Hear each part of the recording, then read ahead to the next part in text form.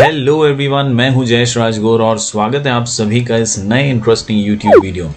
दोस्तों, हम पढ़ रहे हैं 12th स्टैंडर्ड का एसपी यानी सेक्रेटरियल प्रैक्टिस और आईएमपी क्वेश्चन की सीरीज में आज हम एक और आईएमपी क्वेश्चन करने जा रहे हैं जिसका नाम है फीचर्स ऑफ प्रेफरेंस शेयर।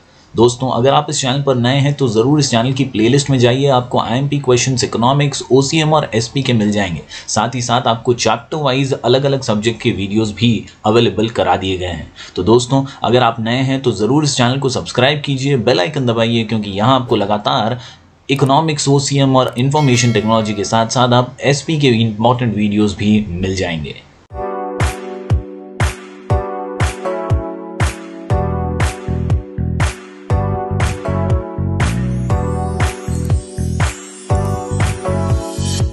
तो दोस्तों, जब बात आती है प्रेफरेंस शेयर्स की तो याद रखिए ये वो शेयर हैं जिनको कुछ खास सुविधाएं या कुछ खास फैसिलिटी, कुछ प्रेफरेंस कई चीज़ों में दिया जाता है। As the name indicates, these shares have certain preferential rights distinct from those attached to equity shares.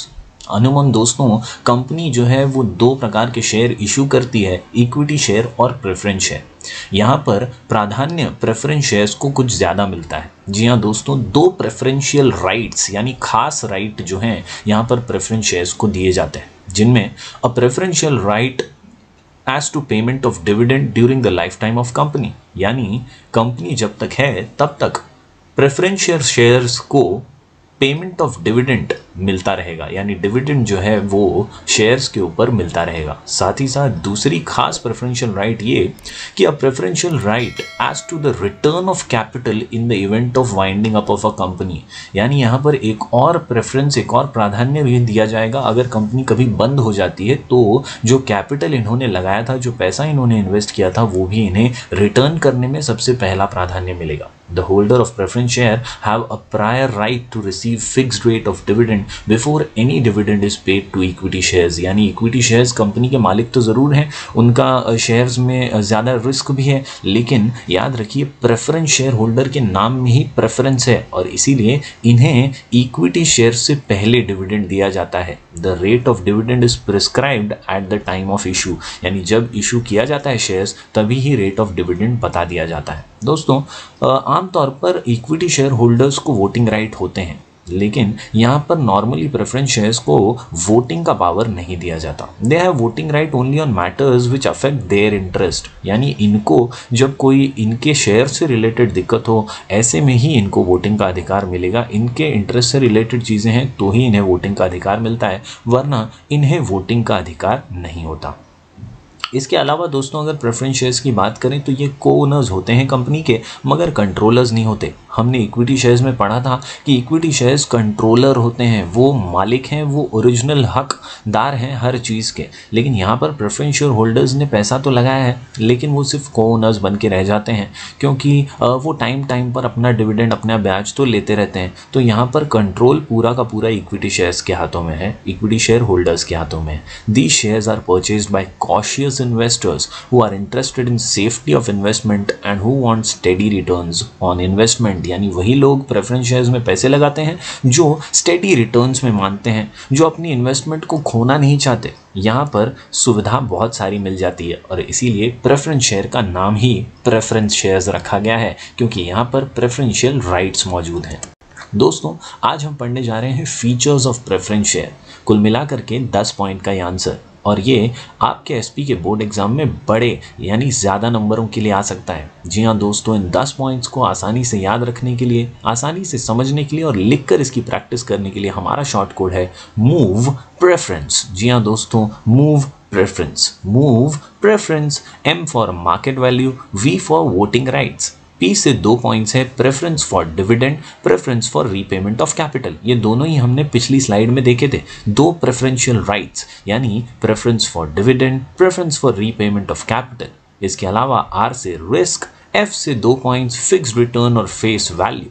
इसके अलावा R से राइट्स और बोनस इश्यू, और आखिर में N से 2 points nature of investor and nature of capital. तो दोस्तों, यहाँ पर आसानी से शॉर्ट कोड के साथ इस आंसर को याद कीजिए और लिखकर इसकी ज़रूर प्रैक्टिस कीजिए। क्वेश्चन का नाम है फीचर्स ऑफ प्रेफरेंस शेयर और आंसर को याद रखने के लिए हमारा short code move preference, move preference. चलिए अब बारीकी से हर पॉइंट पर नजर डालते हैं। दोस्तों सबसे पहला पॉइंट है एम से मार्केट वैल्यू। याद रखिए प्रेफरेंस शेयर्स की मार्केट वैल्यू ज़्यादा चेंज नहीं होती। It does not change as the rate of dividend payable to them is fixed. जो डिविडेंड इन्हें मिलने वाला है उसका रेट तो फिक्स्ड है और इसीलिए दोस्तों प्रेफरेंस शेयर्स की मार्केट वैल्यू चेंज नहीं होती। The capital appreciation is considered to be low as compare to equity shares. हमने इक्विटी शेयर्स के फीचर्स में पढ़ा था कैपिटल अप्रिसिएशन के बारे में, लेकिन यहाँ पर प्रेफरेंस शेयर का कैपिटल अप्रिसिएशन लो होता है क्योंकि उन्हें समय समय पर तो डिविडेंड मिलता ही रहता है। तो याद रखिए market value does not change. बढ़ते हैं दोस्तों आगे अगले पॉइंट की ओर। अगला पॉइंट है वोटिंग राइट्स। जी हाँ दोस्तों, मूव प्रेफरेंस में वी से voting rights. The preference shares do not have normal voting rights. They do not enjoy right of control on the affairs of the company. They have voting rights on any resolution of the company directly affecting their rights only. यानी जब बात इनके interest पर हो तभी voting rights इन्हें मिलेंगे, वरना इनके पास कोई नॉर्मल वोटिंग राइट्स नहीं है। जानते हैं ना, ये कंट्रोलर नहीं है, कंट्रोलर तो इक्विटी शेयर होल्डर्स हैं और इसीलिए प्रेफरेंस शेयर्स को कोई खास वोटिंग के अधिकार नहीं दिए गए हैं। अगर कभी इनके कैपिटल पेमेंट में कुछ बदलाव होने वाला है, कभी इनको डिविडेंड जो मिल रहा है उसके रेट में कुछ बदलाव होने वाला है, ये ऐसे मुद्दे हैं जहां इनका इंटरेस्ट डायरेक्टली अफेक्ट हो रहा है, सिर्फ ऐसे ही मुद्दों पे इन्हें वोटिंग का अधिकार मिलता है, वरना इन्हें कोई खास वोटिंग राइट्स नहीं मिलते। तो उम्मीद करता हूं ये दो पॉइंट्स आप समझ पाए होंगे, मार्केट वैल्यू और वोटिंग राइट्स। चलिए बढ़ते हैं आगे। जी हाँ दोस्तों, अगले दो इंपॉर्टेंट पॉइंट्स हैं प्रेफरेंस। जी हाँ दोस्तों, preference for dividend, preference for repayment of capital. इनका नाम ही है प्रेफरेंस शेयर्स। तो याद रखिए दोस्तों कि प्रेफरेंस शेयर को कुछ खास प्राधान्य यानी प्रेफरेंस दिया जाता है। किसमें? तो याद रखिए प्रेफरेंस फॉर डिविडेंड और preference for repayment of capital. यानी दुनिया कुछ भी करे, दुनिया का कुछ भी हाल हो, प्रेफरेंस डिविडेंड का सबसे पहले प्रेफरेंस शेयर होल्डर्स को ही मिलेगा। Preference shares have the first charge, underline कर दीजिएगा, have the first charge on the distributable amount of annual net profit. यानी जब भी नेट प्रॉफिट होगा, एनुअल नेट प्रॉफिट का जब बंटवारा होगा शेयर होल्डर्स में, तो सबसे पहला नंबर आएगा प्रेफरेंस शेयर होल्डर का। The dividend is payable to preference share holders before it is paid to equity share holders. इसके अलावा दोस्तों रीपेमेंट ऑफ कैपिटल, अगर कंपनी बंद हो रही है और जो भी असेट्स हैं, जो भी कैपिटल है, उसको अब बस शेयर होल्डर्स में बांटा जा रहा है, तो ऐसे में भी सबसे पहला नंबर प्रेफरेंस शेयर होल्डर्स का होगा। Preference shareholders have a preference over equity shareholders in respect of return of capital as well.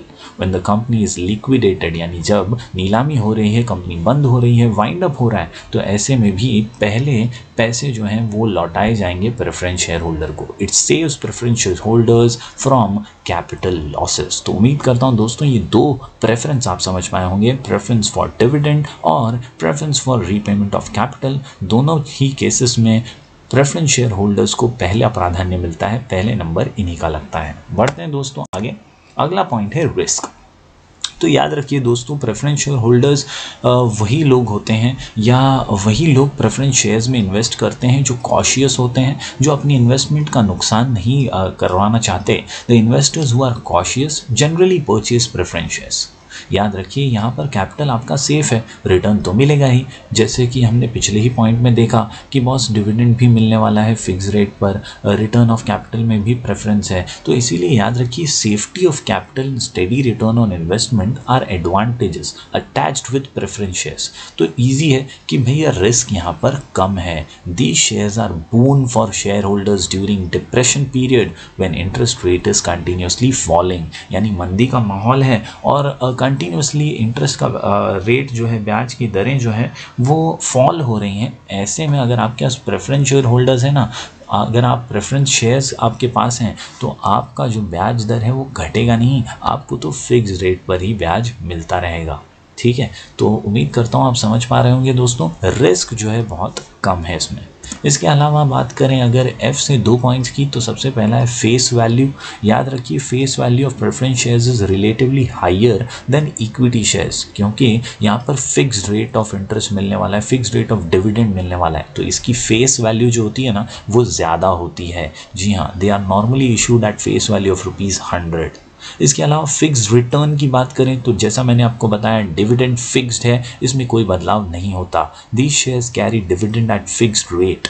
The rate of dividend is pre determined at the time of issue, यानी जब shares खरीदे जाते हैं time of issue, उसी के time पर आपको dividend का रेट भी बता दिया जाता है। It may be in the form of fixed sum और may be calculated at a fixed rate. तो उम्मीद करता हूँ आप समझ पा रहे होंगे, रिटर्न्स भी यहाँ पर फिक्स्ड हैं दोस्तों।